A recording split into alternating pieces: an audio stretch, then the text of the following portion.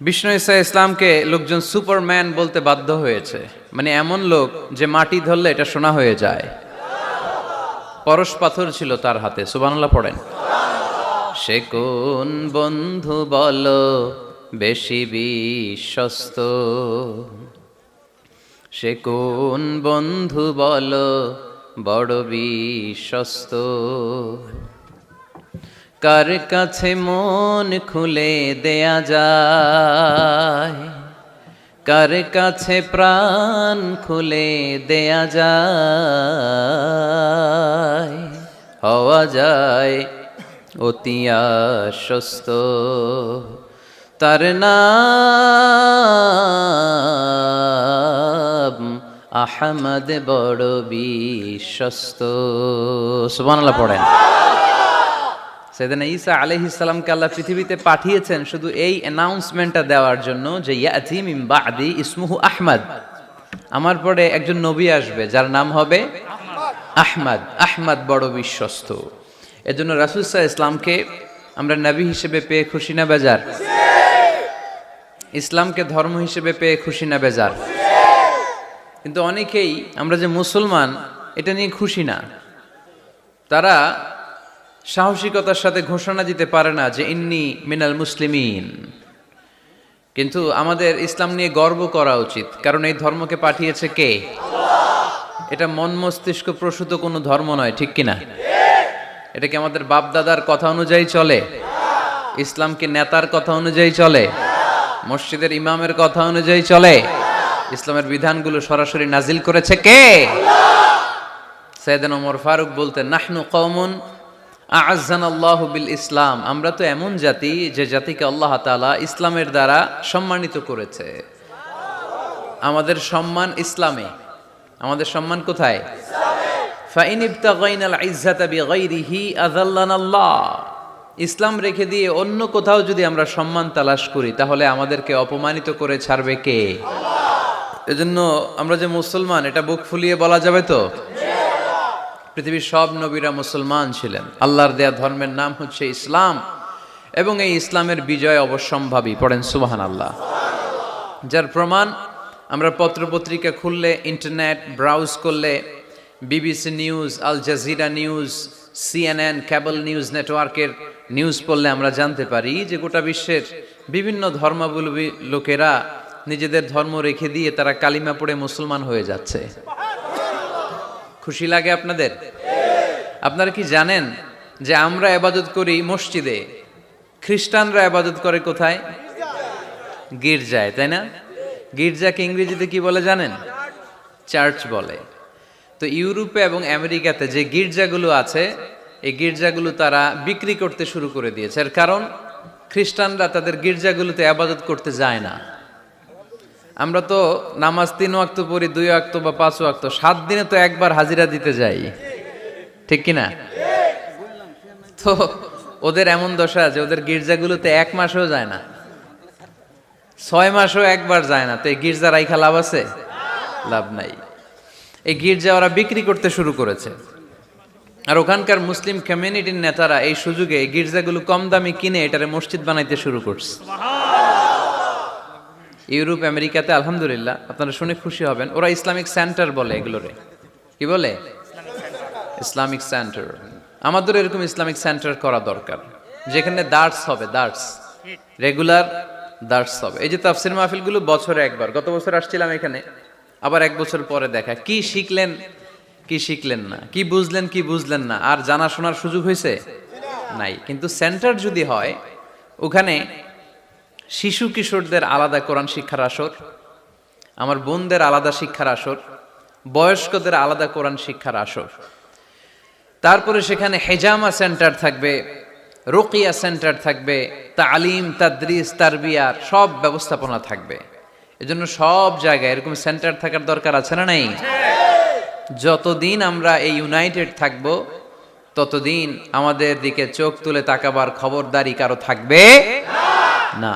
আর unity যখন breakdown করবে, আমরা শতদা বিভক্ত, একজন আরেকজনের গালি দিবে, একজন আরেকজনের কাফের বলবে, তখনই সমাজের সব শান্তি সুখ এগুলো বিনষ্ট হতে চলবে। জোরে বলেন ঠিক কিনা? মুসলিম উম্মার মধ্যে এখন এই সমস্যা, ইউনিটি নাই। We don't have any central leadership, আমাদের কেন্দ্রীয় নেতৃত্ব নাই। এই যে ফিলিস্তিনে যে মারে আমাদেরকে পাখির মতো গুলি করে, মিয়ানমারের রাখাইন রাজ্য থেকে 10 লক্ষ মুসলমান তাড়ায় দিল টেকনাফে, এখন তারা পাহাড়ি এলাকায় আশ্রয় নিয়েছে। সিরিয়াতে মার খেয়ে গোটা বিশ্বে এরা ছড়িয়ে আছে। এই যে মুসলমানরা গোটা বিশ্বে মার খায়, আমাদের পক্ষে কথা বলার মতো আমাদের কোনো কেন্দ্রীয় লিডার আছে? সেন্ট্রাল লিডারশিপ নাই। আল খিলাফা আল ইসলামিয়া, ইসলামিক ক্যালিফ্যাট, এটা নাই। এই সেন্ট্রাল লিডারশিপ না থাকার কারণে গোটা বিশ্বে আমরা আজ নির্যাতিত, নিষ্পেষিত। আমাদের কোনো মা বাপ নাই, জোরে কোন ঠিক কিনা? এদিকে লাথি মারলে ওইদিকে যাই, ওদিকে লাথি মারলে এদিকে আসি। আমাদের পক্ষ নিয়ে, আমাদের স্বার্থ নিয়ে যে কথা বলবে, জাতিসংঘে হুঙ্কার তুলবে, ওআইসি থেকে ঘোষণা আসবে, ওরকম একটা নেতাও আমাদের নাই, জোরে বলেন ঠিক কিনা? ওমরে ফারুকের মতো যদি একটা নেতা থাকতো, তাহলে গোটা বিশ্বে মুসলমানরা এক আমব্রেলার নিচে, এক ছাতার নিচে চলে আসতো, তাই না? এমন সাহাবী ছিলেন বিষ্ণু ঈসা ইসলাম তার ব্যাপারে বলেছেন, আসাদ্দুহুম ফি আমরিল্লাহি উমর।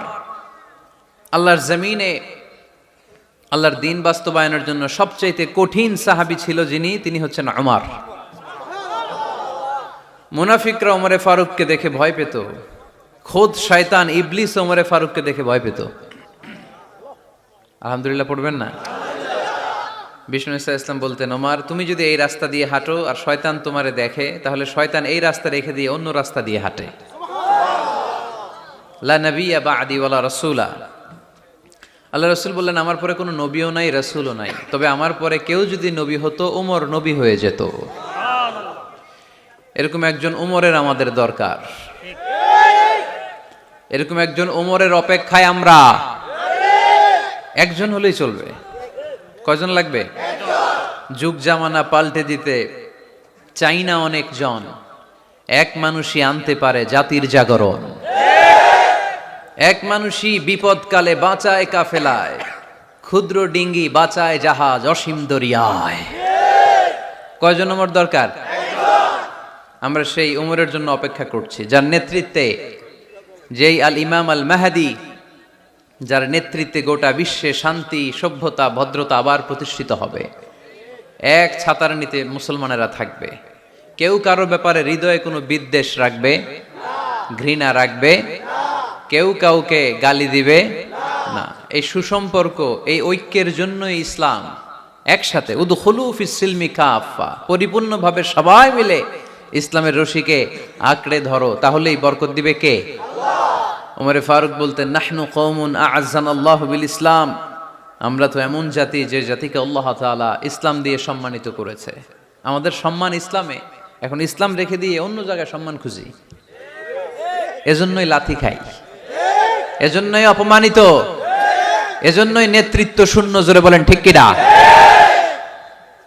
গোড়ার দিকে যদি না যাই, মূলের দিকে যদি ফিরে না আসে, আমাদেরকে গালি দেয় মৌলবাদ। মৌলবাদ মানে হচ্ছে যে মূলের দিকে ফিরে আসে, return back to the root. শিখর থেকে, শেকড় থেকে শিখরে, শিখরে যেতে হলে আগে শেকড়ে যেতে হবে। জোরে বলেন ঠিক কিনা? এজন্য ঐক্যের কোনো বিকল্প নাই। আমি আমার আলোচনা শুরুতেই এই মেসেজটা আপনাদের কাছে ড্রপ করতে চাই যে আসুন আমরা কাদা ছোড়াছুড়ি ছেড়ে দেই, হিংসা বিদ্বেষ ভুলে যাই, হৃদয়টারে সবার জন্য উজাড় করে দেই। মুমিনদের হৃদয়ে থাকবে সবার জন্য ভালোবাসা। কি থাকবে? আল্লাহ রাসূল সাল্লাল্লাহু আলাইহি ওয়াসাল্লাম মক্কা থেকে যখন মদিনাতে গেলেন, তিনি দেখলেন দলে দলে লোকজন কালিমা পড়ে মুসলমান হচ্ছে। বড় একটা মুসলিম কমিউনিটি গড়ে উঠল। আল্লাহ রাসূল সাল্লাল্লাহু আলাইহি সাল্লাম খেয়াল করে দেখলেন ওখানে শুধু মুসলিম কমিউনিটি নয়, ওখানে জিউস কমিউনিটি আছে, মানে ইহুদি কমিউনিটি। মদিনাতে ইহুদিরাও থাকতো। আবার খেয়াল করে দেখলেন আশেপাশে খ্রিস্টান কমিউনিটিও আছে। তাহলে মোট কয়টা কমিউনিটি হইল? রাসূল সাল্লাল্লাহু আলাইহি ওয়াসাল্লাম এই 3 দলকে নিয়ে একটা চার্টার করলেন। চার্টার, ইতিহাসে এটা মদিনা চার্টার নামে পরিচিত, মদিনা সনদ। সুবহানাল্লাহ পড়েন। 3 ধর্মের লোক, 3 জাতি একসাথে থাকে, আর আমরা এক বাঙালি এক দেশে থাকতে পারি না। এক দল আরেক দলরে বলে তুমি ভারতপন্থী, ওই দল আরেক দলরে বলে তুমি পাকিস্তানপন্থী। বাংলাদেশপন্থী কেউ হতে চায় না। আমরা কোন পন্থী? জোরে বলতে হবে। দেশের স্বার্থটারে সামনে নিয়ে আসতে হবে। তো সম্মানিত সুধী, রাসূল সাল্লাল্লাহু আলাইহি ওয়াসাল্লাম ইহুদিদের সাথে বসেছেন। মদিনা চার্টারে যদি 3 ধর্মের লোক থাকে, মানে Muslim community, Jews community and the Christian community যদি থাকে, তার মানে এই মদিনা সনদের মধ্যে স্বাক্ষর করেছিল 3 কমিউনিটির নেতারা। ইহুদিরাও ছিল, খ্রিস্টানরাও ছিল। তো আল্লাহ রাসূল সাল্লাল্লাহু আলাইহি ওয়াসাল্লাম ইহুদিদের সাথে বসেছেন, চুক্তি করেছেন 10 বছরের লম্বা সময়ের। খ্রিস্টানদের সাথে চুক্তি করেছেন। রাসূল সাল্লাল্লাহু আলাইহি ওয়াসাল্লাম খ্রিস্টানের সাথে বসতে পারে, ইহুদির সাথে বসে সনদ তৈরি করতে পারে, মদিনার সনদ। কিন্তু আমরা মুসলমানের সাথে বসতে পারি? একজন আরেকজনের ছায়া দেখতে পারে না। হিংসা, বিদ্বেষ, জেলাসি, অহংকার, ঠিক কিনা? লা ইয়াদখুলুল জান্নাতা মান কানা ফি কলবিহি হাববাতু খারদাল মিনাল কিবর। যার অন্তরে যাররা পরিমাণ অহংকার থাকে, সে কশিনকালেও আল্লাহর জান্নাতে প্রবেশ করতে পারবে না। আমরা যেন এই অহংকার থেকে মুক্ত হতে পারি, আমরা যেন ব্রড মাইন্ডেড হতে পারি, আমরা যেন ভিন্ন মতের লোকদেরকে রেসপেক্ট করতে পারি, ভিন্ন মতকেও যেন আমরা সহ্য করতে পারি। আমাদের দেশে এত কাদা ছোড়াছুরি, এত মারামারি কেন জানেন? আমরা ভিন্ন মতকে দমন করতে চাই, ভিন্ন মতকে আমরা স্পেস দিতে চাই না, ফলেই এত ঠেলাঠেলি। এজন্য মতামত বিভিন্ন থাকবে। This is the beauty of Islam, unity in diversity. Unity in diversity, ঐক্য হবে বৈচিত্র্যের মাঝে। আমাদেরকে ঐক্য খুঁজতে হবে। এক একজন এক এক চেহারা। এই তুমি কালা হইলা কেন, তুমি খাটো হইলা কেন, তুমি লম্বু কেন, এরকম বললে চলবে?